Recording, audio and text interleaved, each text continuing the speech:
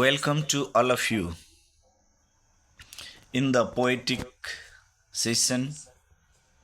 Today I am going to share with you about the renowned poem Lunatic by the renowned poet of Nepal, Mahakavi Lakshmi Prasad Devkota. Before starting the poem, I am going to share with you about his short biography. Lakshmi Prasad Devkota, born in 1909 during Lakshmi Puja in Kathmandu, was a renowned Nepali poet and writer. His father, a Sanskrit scholar, educated him at home. After completing his bachelor's degree, Devkota worked as a personal tutor to support his family. Despite the oppressive Rana regime in Nepal, he pursued his passion for literature and education, establishing a library with friends that led to his imprisonment. Devkota's notable work includes the epic poem Munamadan, which remains a bestseller in Nepali literature. He is known for his simple yet lyrical language and humanistic themes. Influenced by Western Romantic poets, his work, spanning poetry, essays, plays, and fiction, often addresses social and political issues and advocates for systematic change. Devkota's writing reflected his concern for the underprivileged and his belief in an egalitarian society. His modern essays, such as those in Lakshmi Nibandha Sangraha, revolutionized Nepali essay writing. Despite facing financial difficulties, Devkota made significant contribution to Nepali literature and was honored posthumously as a major literary figure, dying of cancer in 1959. This poem is Devkota's own translation of his poem Pagal. In this poem, the speaker wears the persona of a lunatic as if it were a mask. Each stanza brings out a different aspects of the speaker's character: confidence, abnormality, imagination, sensitivity, rebellion, aggression, anger, and awful majesty.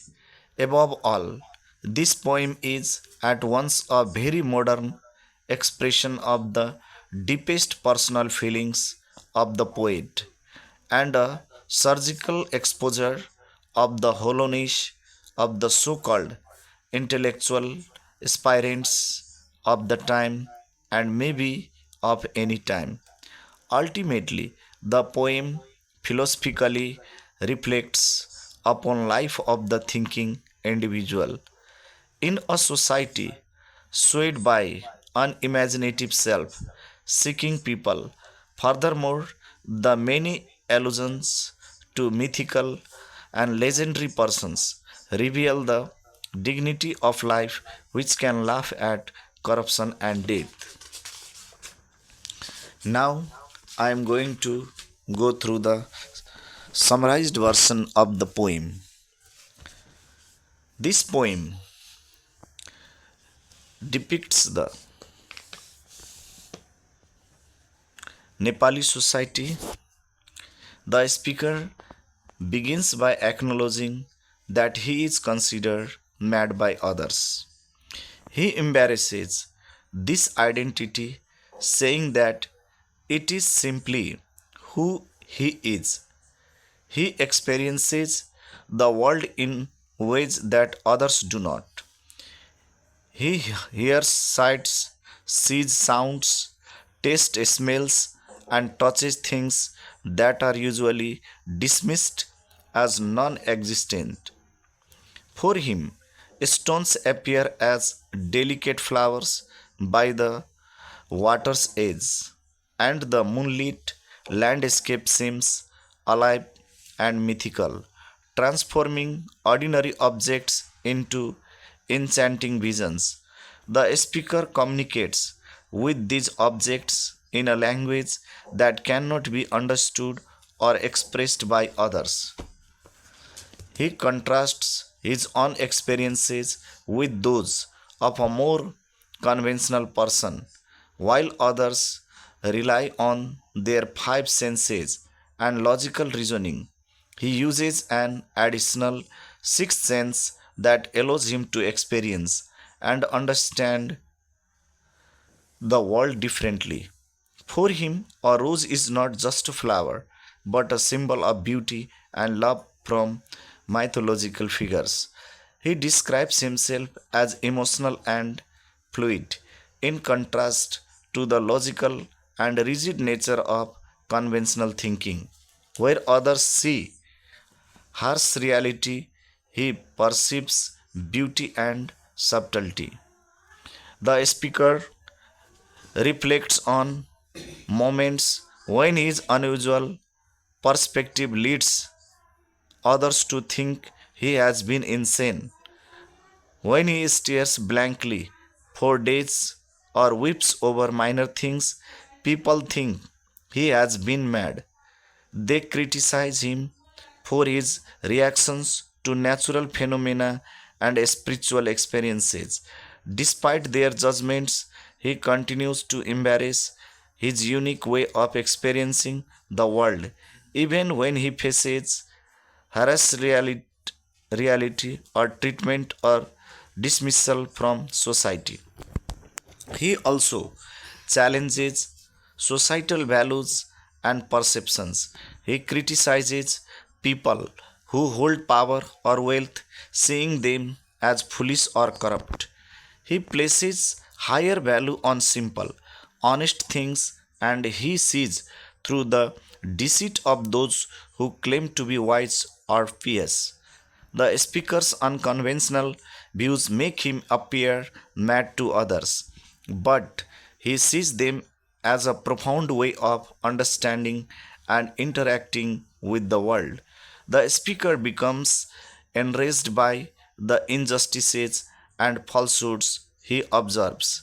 He feels intense anger when he sees the powerful exploiting the weak and when society fails to recognize the truth. This fury causes him to experience physical and emotional turmoil, symbolizing the depth of his response to the world's flaws. His madness to him is a powerful and intense reaction against the superficiality and injustice he perceives in the world. In conclusion, the speaker describes his madness as a form of creative and emotional freedom. He sees himself as a visionary, transforming the world into something beautiful and meaningful.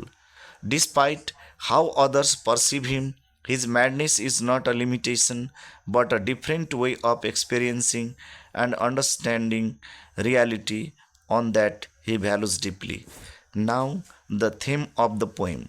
As a romantic poet, in this autobiographical poem, he highly praises the simplicity, natural and rustic life, as well as he presents himself as an imaginative and creative man.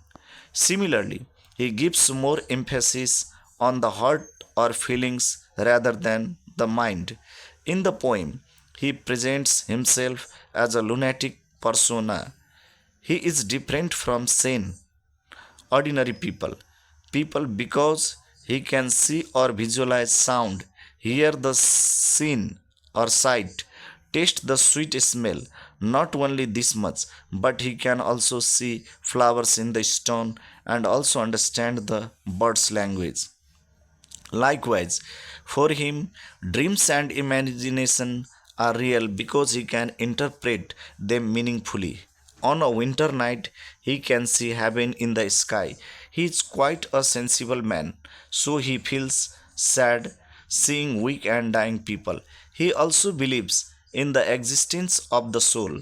Due to the sixth sense, the speaker is different from sane, ordinary people. For him, 1 minus 1 is always 1, as our individual soul after our death fuses with the cosmic soul and again becomes 1. Because of these perceptions of the poet, he is called a lunatic and sent to the Ranchi mental hospital. He is so angry with upper class people who mostly exploit lower class people to fulfill their desire. To maintain their superiority, they invite their relatives and offer a wine party. But for him, what the upper class drink is the blood of poor people.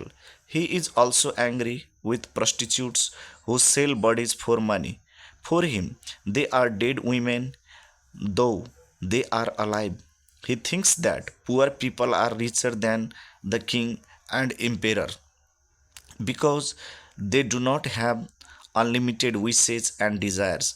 He also hates leaders who are like him, blind leaders because they are made by people but they hate humanity. He rather praises the poor and ordinary people.